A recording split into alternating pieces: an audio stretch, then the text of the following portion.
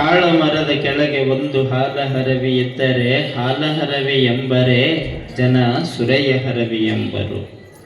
ಈ ಭಾವ ಸಂದೇಹವ ಮಾಣಿಸ ಕೂಡಲ ಸಂಗಮ ದೇವ. ಬಸವಣ್ಣನವರು ಬರೆದ ವಚನ. ತಾಳ ಮರ ಅಂದ್ರೆ ನಿಮಗೆ ಗೊತ್ತಿರಬೇಕು, ಇಚ್ಚಲು ಗಿಡ ಅಂತ ಕರಿತಿದ್ದರು ನೋಡಿ ನೀವು ಅವಾಗಿನ ಕಾಲಕ್ಕೆ. ಸಿಂಧಿ ಗಿಡ, ಇಚ್ಚಲು ಗಿಡ ಅಂತ ಹಿಂಗೆ ಕರಿತಿದ್ರು. ಆ ಸಿಂಧಿ ಗಿಡದ ಕೆಳಗೊಂದು ಹರಿವಿತ್ತು. ಆ ಹರಿವೆಯೊಳಗೆ ಒಂದಷ್ಟು ಬೆಳ್ಳಂದು ಏನೋ ತುಂಬಿತ್ತು ಅಂತಂದ್ರೆ ಬೇಡ ಬೆಳ್ಳನ ಹಾಲ ತುಂಬಿ ಆ ಗಿಡದ ಬುಡಕ್ಕೆ ಇಟ್ಟಿವಿ ಅಂದ್ರೆ ಅದಕ್ಕೆ ಹಾಲಿನ ಹರಿವಿ ಅಂತ ಯಾರು ಕರೀತಾರೆ? ಅದಕ್ಕೆ ಹಾಲಿನ ಹರಿವಿ ಅಂತ ಯಾರು ಕರೆಯೋದಿಲ್ಲ. ಯಾಕಂದ್ರೆ ಅದು ಇಚ್ಚಲ ಗಿಡದ ಮಗ್ಳೈತಿ, ಇಚ್ಚಲ ಗಿಡದ ಬುಡಕೈತಿ. ಆ ಗಿಡದೊಳಗಿನ ಸೇಂದಿ ಅಥವಾ ಸರಾಯಿ ಅದು ಅದರೊಳಗೆ ಬಿದ್ದೈತಿ. ಹರಿವ್ಯಾಗ ಹಾಲಿದ್ರು ಮಂದಿ ಅದನ್ನ ಏನಂತ ತಿಳ್ಕೊಂತಾರ? ಅದಕ್ಕೆ ಸಿಂಧಿ ಅಂತನ ತಿಳ್ಕೊತಾರೆ. ಬಸವಣ್ಣನವ್ರ ಮಾತು ನೋಡ್ರಿ ಎಷ್ಟು ಅದ್ಭುತ ಐತಿ. ಅದು ಗಿಡದ ಬುಡಕ್ಕಿದ್ದಕ್ಕಾಗಿ ಹಾಲಾಗಿದ್ರೂ ಕೂಡ ತನ್ನ ಯೋಗ್ಯತೆಯನ್ನು ಕಳ್ಕೊಂತ. ಹಾಲಾಗಿದ್ರೂ ಕೂಡ ತನ್ನ ಯೋಗ್ಯತೆಯನ್ನು ಕಳ್ಕೊಳ್ತು. ಯಾಕಂದ್ರೆ ಆ ಸಿಂಧಿನೂ ಬೆಳಗ್ಗೆ ಇರ್ತದ, ಹಾಲು ಬೆಳಗ್ಗೆ ಇರ್ತದ, ಹರವಿಯೊಳಗೈತಿ. ಎಲ್ಲಿ ಐತಿ ಅನ್ನುವಂತಹದ್ದು ಬಹಳ ಮುಖ್ಯ ನೋಡಿ. ಹರವಿಯೊಳಗೆ ತುಂಬಿದ್ದ ಹಾಲೇ, ಹರವಿಯೊಳಗೆ ತುಂಬಿದ್ದ ಹಾಲೇ, ಪರಂತು ಅದು ಆ ಗಿಡದ ಬುಡಕ್ಕಿದ್ದಕ್ಕೆ ಸಿಂಧಿ ಅಂತ ಅನಿಸ್ಕೊಳ್ತು. ಜನ ಅದನ್ನು ಕುಡಿಯಾಕ ಉಪಯೋಗ ಮಾಡಲಿಲ್ಲ. ಚಲೋರು ಅದನ್ನು ಒದ್ರು, ಚೆಲ್ಲಿದ್ರು. ಅದು ಕೆಟ್ಟದ್ದು ಅಂದ್ರು. ಸಿಂಧಿ ಒಳ್ಳೇದು ಕೆಟ್ಟದ್ದು?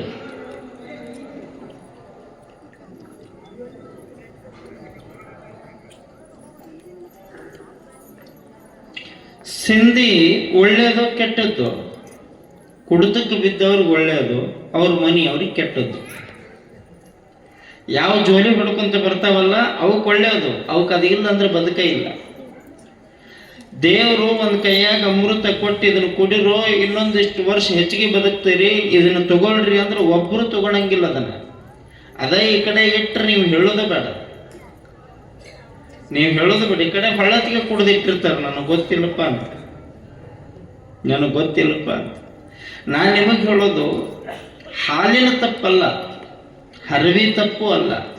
ಆ ಹಾಲು ತುಂಬಿಕೊಂಡ ಹರವಿ ಎಲ್ಲಿ ಹೋಗಿ ಕುಂತೈತಲ್ಲ ಅದರ ತಪ್ಪ, ಅದರ ತಪ್ಪ. ನೀವಿಷ್ಟರು ಪುರಾಣಕ್ಕೆ ಬಂದಿರಿ, ನೀವಿಷ್ಟರು ಪುರಾಣಕ್ಕೆ ಬಂದಿರಿ. ಇಲ್ಲಿಂದ ಹೋಗ್ಬೇಕಾದ್ರೆ ಜನ ನಿಮ್ಮನ್ನು ನೋಡೋದ ಬೇರೆ. ಇಲ್ಲಿಂದ ಹೋಗ್ಬೇಕಾದ್ರೆ ಜನ ನೀವು ಪುರಾಣಕ್ಕೆ ಬಂದು ಹೋಗೋರು ಅಂತ ನಿಮ್ಮನ್ನು ನೋಡ್ತಾರ. ಅದ ಒಂದ್ 8 ಮಂದಿ ಹೊಡೆದಾಡಿ ಜೈಲಿಗೆ ಹೋಗಿ ಹೊರಗೆ ಬಂದಿದ್ರು ಅಂತಂದ್ರೆ ಅವರು ನಿಮ್ಮ ಜೊತೆನ ಹೊಂಟಿದ್ರು ಅಂದ್ರೆ ಅವ್ರನ್ನ ನಿಮ್ಮ ಹಂಗ ನೋಡ್ತಾರ. ನಾವು ಒಳ್ಳೆಯವರೇ ಇರುವಲ್ರಕ್ಕ ಜೈಲಿಗೆ ಹೋಗಿ ಬಂದವರು ಅಂತಂದ್ರೆ ನಿಮ್ಮ ಪ್ರಕಾರ ಒಂದು ಕೊಲೆ ಮಾಡಿರ್ಬೇಕು, ಕಳ್ಳತನ ಮಾಡಿರ್ಬೇಕು, ಸುಲಿಗೆ ಮಾಡಿರ್ಬೇಕು, ಇಲ್ಲ ಮತ್ತೊಂದೇನೋ ಕೆಟ್ಟದ್ದು ಮಾಡಿರ್ಬೇಕು. ಅವ್ರು ಮಾಡಿಲ್ಲ ಅಂದ್ರೂ ಕೂಡ ಅವರು ಜೈಲಿನೊಳಗೆ ಇದ್ದದ್ದಕ್ಕಾಗಿ ಕೆಟ್ಟದ್ದು. ಅದಕ್ಕೆ ನಾನು ನಿಮಗೆ ಹೇಳಕ್ ಹೊಂಟು ವಿಚಾರ ಏನು ಅಂತಂದ್ರೆ, ಬಸವಣ್ಣವ್ರು ಹೇಳುವಂತಹ ವಿಚಾರ ಏನು ಅಂತಂದ್ರೆ, ಈ ಭಾವ ಸಂದೇಹವ ಮಾಣಿಸ. ಅವ ಎಲ್ಲಿ ಕುಂತಾನಂತ ನೋಡಬೇಡ, ಅವ ಹೆಂಗ್ ಅದಾನಂತ ನೋಡಬೇಡ, ಯಾರ ಜೊತೆ ಅದಾನಂತ ನೋಡಬೇಡ. ಅವ ಎಲ್ಲರ ಕುಂದಿರುವಲ್ಲಕ ಪವಿತ್ರ ಆಕಳ ಕೆಚ್ಚಲಿನಿಂದ ಬಂದ ಹಾಲು ಅದು ಅಮೃತ ಅಂತ ತಿಳ್ಕೋ. ಅದನ್ನು ಸುಮ್ಮನೆ ನಿನ್ನ ದೃಷ್ಟಿಗೆ ತಕ್ಕಂಗೆ ಆಲೋಚನೆ ಮಾಡಬೇಡ. ಸ್ವಲ್ಪ ಕೈಯಾಗ ಚಾಕು ಹಿಡ್ಕೊಂಡು ಅಂಗಿ ಹರ್ಕೊಂಡು ಕೂದಲ ಬಿಟ್ಕೊಂಡು ಯಾವನಾರು ಒಬ್ಬ ಬಂದ ಅಂದ್ರೆ ನಾವು ಸೀದಾ ಅವಂಗ ರೌಡಿ ಅಂತಾನೆ ಕರಿತೀವಿ, ಇಲ್ಲ ಕೊಲೆಗಡಕಂತಾನೆ ಕರಿತೀವಿ. ಅವನ ಒಳಗಿನ ಮನಸ್ಸು ನಮ್ಗೆ ಅರ್ಥನೇ ಆಗೋದಿಲ್ಲ, ಅವನ ಒಳಗಿನ ಮನಸ್ಸು ನಮಗೆ ಅರ್ಥನೇ ಆಗೋದಿಲ್ಲ. ಆಶ್ಚರ್ಯ ನಿಮಗೆ ಹೇಳೋದು, ನಮಗೆ ಹೆಂಗ ತಿಳಿತೈತೆ ಹೆಂಗ ಬದುಕೋದಲ್ಲ. ನಾವು ಒಳ್ಳೆಯವ್ರನ್ನ ಕೆಟ್ಟವ್ರನ್ನ ಹೆಂಗ ನೋಡ್ತೀವಿ ಅಂತಂದ್ರೆ, ಈಗ ಎಷ್ಟು ಜನ ಹಣಿ ತುಂಬ ವಿಭೂತಿ ಹಚ್ಕೊಂಡು, ಕೊಳ ತುಂಬ ರುದ್ರಾಕ್ಷಿ ಹಾಕೊಂಡು, ಊರು ದೇವರಿಗೆಲ್ಲ ಸುತ್ತ ಹರಿದು ಪೂಜೆ ಮಾಡಿ, ಮಂದಿ ಕಣ್ಣಿಗೆ ಭಗವಂತ ಕಂಡು ಒಳಗೆ ಬೇಕಾದ್ದು ಬೇಡದ್ದು ಮಾಡೋರು ಎಷ್ಟು ಮಂದಿ ಇಲ್ಲ, ಎಷ್ಟು ಮಂದಿ ಇಲ್ಲ. ವಿಚಾರ ಮಾಡ್ರಿ ನೀವು. ನಾನು ಬಹಳ ದೂರ ಮಾತಾಡೋದು ಬೇಡ. ಈಗ ಈಗ ನೀವು ನೋಡಿರ್ತೀರಿ, ಎಲ್ಲೋ ದೂರ ಹೋಗೋದು ಬೇಡ, ನಿಮ್ಮ ಮನೆಯೊಳಗೆ, ನಿಮ್ಮ ಓಣಿಯೊಳಗೆ, ನಿಮ್ಮ ಊರಾಗ, ಮತ್ತೆಲ್ಲೋ ಒಂದು ಕಡೆ ಅವ್ರನ್ನ ಮುಂಜಾನೆ ನೋಡಿದ್ರೆ ಅವ್ರ ಕಾಲು ಹಿಡಿದು ನಮಸ್ಕಾರ ಮಾಡ್ಬೇಕಂತ ಅನ್ಸಿರ್ತೈತಿ. ಯಾಕಂದ್ರೆ ಅವ್ರು ಜಳಕ ಮಾಡಿ ಮೈ ತುಂಬ ವಿಭೂತಿ ಹಚ್ಕೊಂಡು, ತುಂಬ ರುದ್ರಾಕ್ಷಿ ಹಾಕೊಂಡು, ಉದಿನ ಕಡ್ಡಿ ದೀಪ ಹಿಡ್ಕೊಂಡು ಎಲ್ಲ ದೇವ್ರಿಗೂ ನಮಸ್ಕಾರ ಮಾಡಿ ಒಳ್ಳೇದು ಒಳ್ಳೇದು ಒಳ್ಳೇದಂತ ಮಾಡ್ಕೊಂಡು ಮನೆಗೆ ಬರ್ತಾವ. ಅಂಗಿ ಹಾಕ್ಕೊಂಡ್ರು ಅಂದ್ರೆ ಮುಗಿತ್ ನೋಡು, ಇನ್ನೊಬ್ಬರ ತಲೆ ಮೇಲೆ ಕೈ ಇಡೋದು, ಇನ್ನೊಬ್ಬರ ಬದುಕು ತುಳಿಯೋದು, ಮತ್ತೊಬ್ಬರ ಜೀವನ ಹಾಳು ಮಾಡೋದು. ಹೊರಗೆ ನೋಡಾಕ ಪರಮಾತ್ಮ, ಒಳಗೆ ನೋಡಿದ್ರೆ ರಾಕ್ಷಸ. ಹೊರಗೆ ನೋಡಾಕ ಅವನಂತಹ ದೇವರೇ ಇಲ್ಲ, ಒಳಗೆ ನೋಡಿದ್ರೆ ಕೊಲೆ ಮಾಡ್ಲಾರ್ದಮ್ಮ ಬದುಕಂಗೆ ಇಲ್ಲ. ನಾನು ನಿಮಗೆ ಹೇಳೋದು, ಲೋಕದ ಕಣ್ಣಿಗೆ ಮೈಮಾಟವನ್ನ ಕಣ್ಣು ಕಟ್ಟಿ ಉಡುಗೊರೆಯನ್ನು ತೊಟ್ಟು ಸಾಧು ವೇಷದೊಳಗೆ ಬಂದವರೆಲ್ಲ ಸಾಧು ಆಗೋದಿಲ್ಲ. ಸಾಧು ವೇಷದೊಳಗೆ ಬಂದವರೆಲ್ಲ ಸಾಧು ಆಗುವಂಗಿಲ್ಲ. ನೋಡೋರ ಕಣ್ಣಿಗೆ ಸಾಧು ಆಗಿರ್ತಾರ, ಒಳಗ ಪ್ರತಿಯೊಬ್ಬರ ಜೀವನ ಕೊಲ್ಲಬೇಕು ಅಂತಿರ್ತಾರ. ಸ್ವಲ್ಪ ಅರ್ಥ ಮಾಡಿಕೊಳ್ಬೇಕ. ಗಟ್ಟಿ ಮತ್ತೆ ಜೊಟ್ಟು ಅನ್ನುವಂತಹದ್ದನ್ನು ಪರೀಕ್ಷೆ ಮಾಡಿನೇ ದಿಟ್ಟ ಹೆಜ್ಜೆ ಇಡಬೇಕೆ ಹೊರತಾಗಿ ಸುಮ್ಮನೆ ಎಲ್ಲರನ್ನೂ ನಂಬೋದಲ್ಲ. ಸುಮ್ಮನೆ ಎಲ್ಲರನ್ನೂ ನಂಬೋದಲ್ಲ. ಎಂಥ ಕಾಲ್ರಿ, ಎಂಥ ಕಾಲ.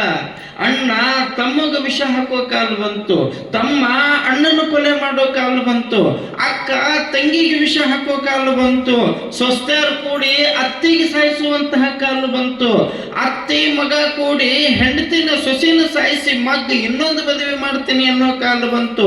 ಇನ್ನು ಯಾವುದರ ಮಧ್ಯೆ ಅಳತೆ ಮಾಡೋದು ನಾವೆಲ್ಲ? ಯಾವುದ್ರ ಮಧ್ಯೆ ಅಳತೆ ಮಾಡೋದು ನಾವೆಲ್ಲ?